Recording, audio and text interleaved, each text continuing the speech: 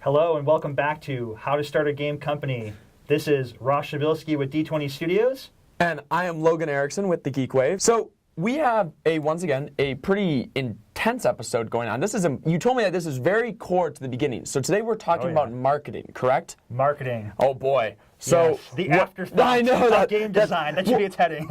Ross, where do we begin? How do you kick it off as a game developer? We'll kind of wind it back. We'll go basics first, really key things, and kind of how marketing and thinking about the marketing campaign can help you frame and tie into your mechanics, right?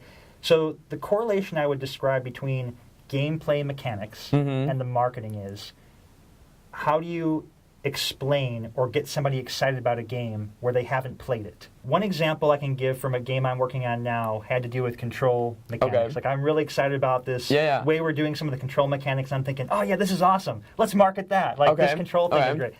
No, bad idea. Bad idea, because as a game designer, as a developer, I get excited about how we're doing something that I feel is a very unique way of doing something in the game.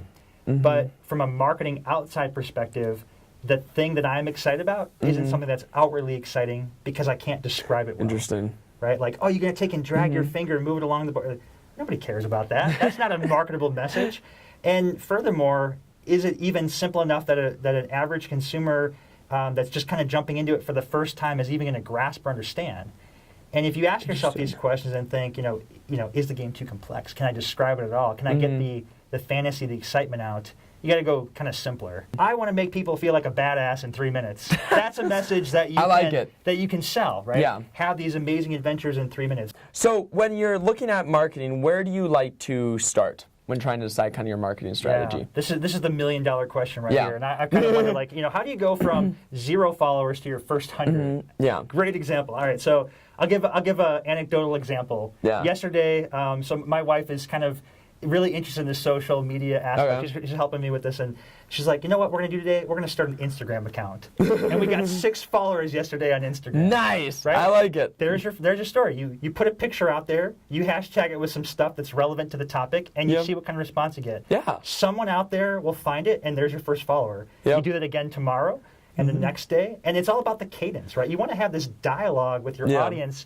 and really sell the story of what you're doing and why it's exciting. You want to, whenever you do something, you want to have it in mind that you're trying to brand. You want to, as Ross Shabilsky, right, you want to brand yourself. You are this great, talented designer and producer, right? And you want to be able to basically be this public figure as that. We talk at student media about this, and when we talk about in the game industry, good practice is to, if you have a Twitter account, to basically post on a daily basis. It can be anything as simple as, saw this cool article on this website, throw up the link. Or it can be, check out my new, how to start a game company video that we published today.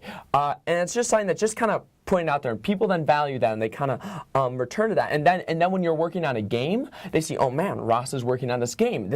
I love following Ross. I'm curious about his game. Additionally, in Cadence, when it comes to content, you want to maintain it on. If you're doing something on a weekly basis, you always want to release it on the same day of the week, or establish repetition to make it so when people then start to recognize that pattern, and they will come to look for your content. One last piece I suppose we should probably talk about is the early press releases. Yes. So kind of just to summarize the first 2 points, think about your message and how it ties to your mechanics. Think about what the fantasy you're selling. Number 2 is frequency, cadence. Yes. Lots of them, often. Develop a rhythm. And then the third press release is all about reaching, gamespress.com or any of these websites that have mass distribution. Put together a nice story, sell your team, sell what you're doing, whet people's appetite. Yeah. We're announcing this game, and here is the reasons why. 1, 2, 3. This is a story you should care about. Yeah.